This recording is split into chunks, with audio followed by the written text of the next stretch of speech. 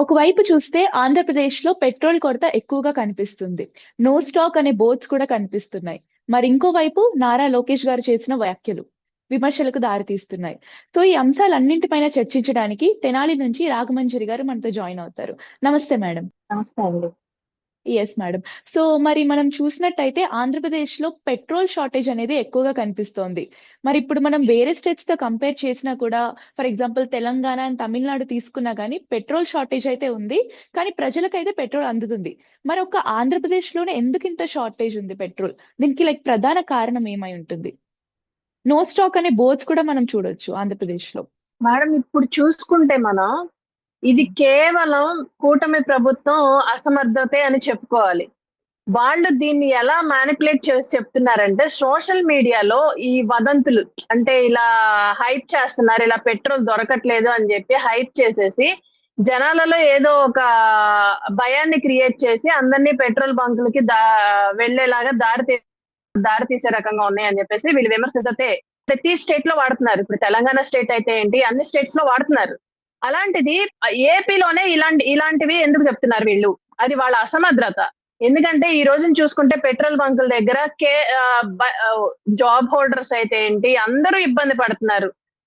Especially రైతులు ఇలాంటి టైంలో మొక్కజొన్నకు నీళ్లు పెట్టుకోవటానికి కానీ, పెట్రోల్ ఎంతైనా డీజిల్ గాని, పెట్రోల్ గాని చాలా అవసరం ఉంది.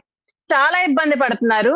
ఆ ఇబ్బందులను కూడా కూటమి ప్రభుత్వం సరిదిద్దుకోకుండా ప్రశ్నించిన వాళ్ళ మీదే ఎదుటికి దాడులు చేయటం ఇలాంటివి జరుగుతా ఉన్నాయన్నమాట. దీన్ని ఎలా వాళ్ళు చేస్తారు అనేది చూడాలి, ఇంక ముందు వేచి చూడాలి. Yes madam. మరి దీనికి అసలు మెయిన్ రీజన్ అసలు డిస్ట్రిబ్యూషన్ సిస్టమ్‌లో ప్రాబ్లమ్ ఉందా? లేదా ఫైనాన్షియల్ ఇష్యూస్ వల్ల ఇలా అవుతుందా?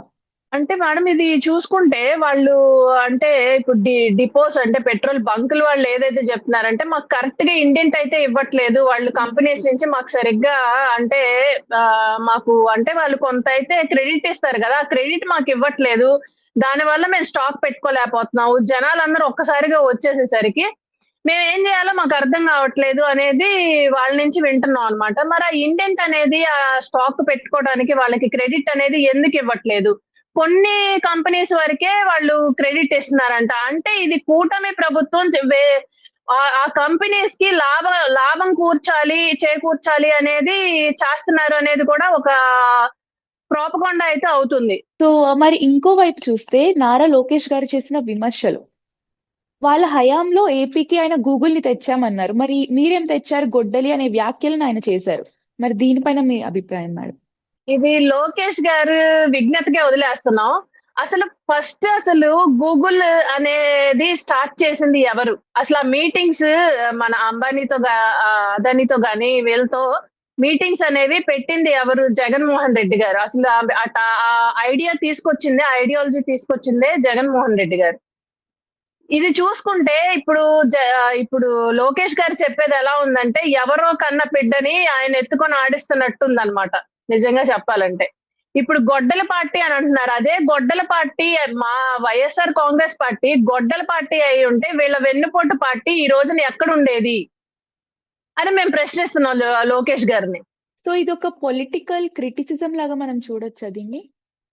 కరెక్ట్ గా అలానే చెప్పొచ్చండి. ఇది ఎట్లా ఎళ్తున్నాడంటే ఏది తీసుకున్నా వాళ్ళు ఒక టాపిక్ ఏదన్నా మాట్లాడాలి, ఏదన్నా కంపెనీస్ దగ్గరికి మాట్లాడాలి, వెళ్ళాలి అన్నా గాని ఒక పొలిటికల్ మీట్ లాగా జరుగుతుందే తప్ప అది ప్రతిపక్షం అంటే ప్రతి చోట జగన్మోహన్ రెడ్డి గారి మాట రాకుండా వాళ్ళు ఏ పని చేయలేకపోతున్నారు. నిజంగా లిటరల్లీ చెప్పాలంటే. ఎందుకంటే ఇప్పుడు గూగుల్ మీట్ కి వెళ్లారు వాళ్ళు. ఆ సంస్థలు మీరు ఎలా తీసుకురావాలి? కొత్త పెట్టుబడులు ఎలా తెచ్చుకోవాలి? ఆ మార్గంగా వాళ్ళతో కంపెనీస్ వాళ్ళతో మీరు డిస్కషన్ అయితే ఏదైతే చెయ్యాలి కానీ వాళ్ళు కూటమి ప్రభుత్వంలో లోకేష్ గారు మీరు ఎలా తీసుకెళ్తున్నారంటే ప్రతిదీ ఇప్పుడు అక్కడ కూడా ప్రతిపక్షం గురించే జగన్మోహన్ రెడ్డి గారి గురించి, ఈ అమరావతి గురించి ఇవే టాపిక్స్ తీసుకొస్తున్నారే తప్ప అసలు రాష్ట్రానికి మీరేం చేయాలనుకుంటున్నారు? కొత్త కంపెనీస్ ఎలా తీసుకురావాలి? పెట్టుబడులు ఎలా పెట్టించాలి కంపెనీల చేత అనే విషయం ఆయన అసలు మాట్లాడరు. ప్రతిసారి జగన్మోహన్ రెడ్డి గారు ఆయన గురించి మాట్లాడటమే తప్ప ఇది గొడ్డల పార్టీ, ఈ పార్టీ, ఆ పార్టీ, వెన్నుపోటు పార్టీ ఇలా ఈ టాపిక్స్ మాట్లాడటమే తప్ప వాళ్ళు కరెక్ట్ గా ఎలా తీసుకెళ్తున్నారు? కంపెనీస్ తీసుకొద్దాము, వ్యవస్థల్ని మార్చుదాము, కొంచెం ఉద్యోగాలు తీసుకొద్దాము అలాంటి టాపిక్స్ ఏం మాట్లాడరు ఆయన.